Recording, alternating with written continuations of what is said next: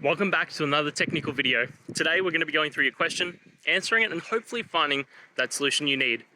Guys, remember, stay just a little bit crazy, just like me, and hopefully you get through that resolution.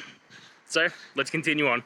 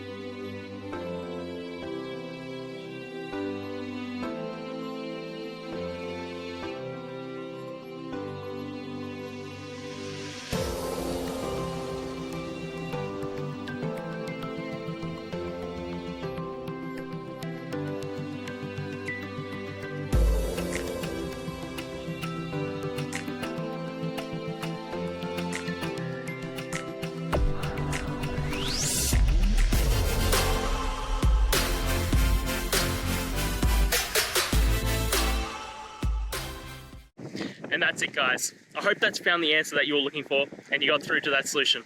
If you did, please hit the subscribe button. I'd really appreciate it. And until the next time you have a technical issue, I'll see ya. Have a good one.